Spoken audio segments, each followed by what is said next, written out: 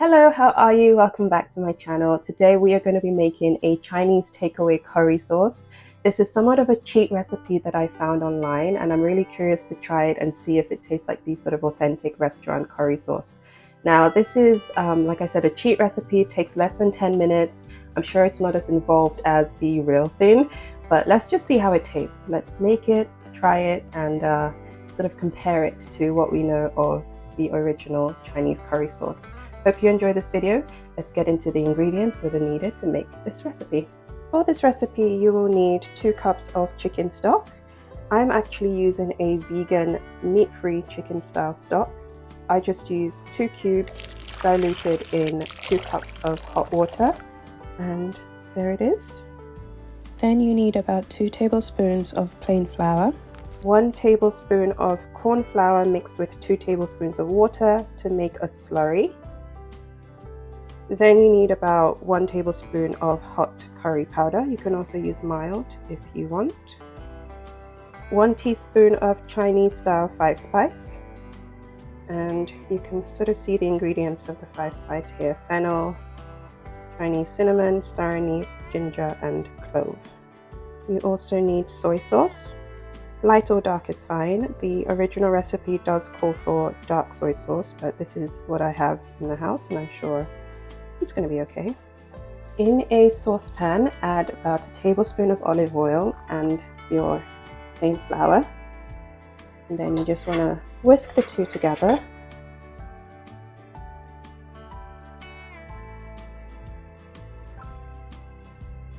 Whisk until there are absolutely no lumps.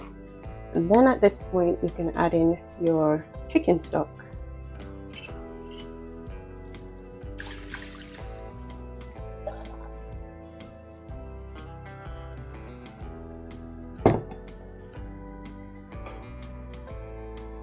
You need to whisk this until you have a smooth sauce.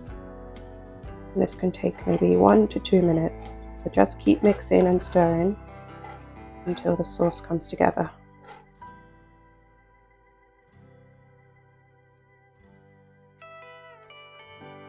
Next, add in your curry powder and Chinese 5-spice.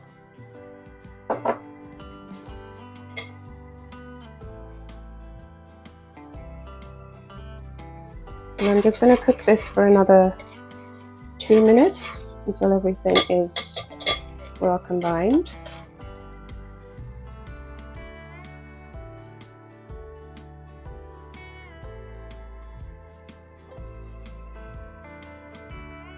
After a couple of minutes, I've switched off the heat, and the recipe says you can actually taste and adjust the seasoning. If you want more salt in there, you can add a little bit of salt, or you can even add some cayenne pepper for heat. But I think I'm just going to leave it as it is. I don't need too much sodium. And that's it. It's nice and thick and glossy. I'm very excited to try it. So let's serve it up with a bit of rice and see where we're at. Okay, so I have served the curry sauce over a little bit of rice that I had left over from dinner last night. So let's try it. Sauce is holding up pretty well.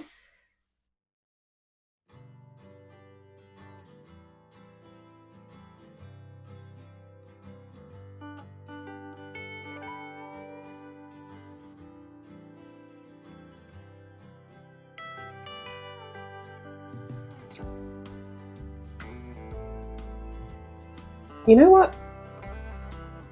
Not bad.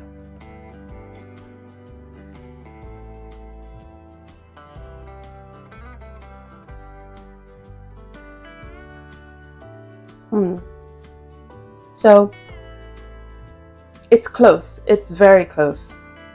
I think the Chinese 5-spice really gives it that aromatic flavor that we all know from a curry sauce.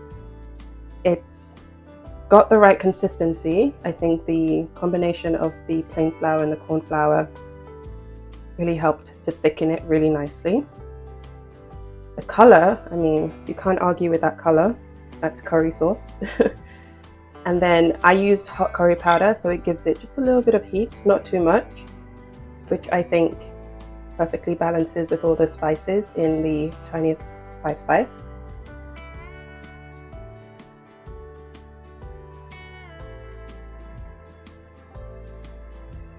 Mm. Yeah, I'm happy with that.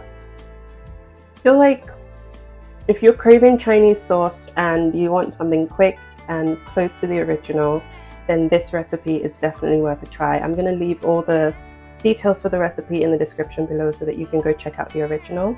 I made a few tweaks here and there. For instance, I use a tiny little bit more olive oil just to help the flour dissolve a bit better. And then what else did I think I followed everything else pretty much to the letter. And yeah, I wouldn't change anything. I'm really happy with that. I will probably try other recipes as well just to compare, but otherwise this is good. So I hope you give this one a try. Thanks so much for watching, and I will see you next time. Bye!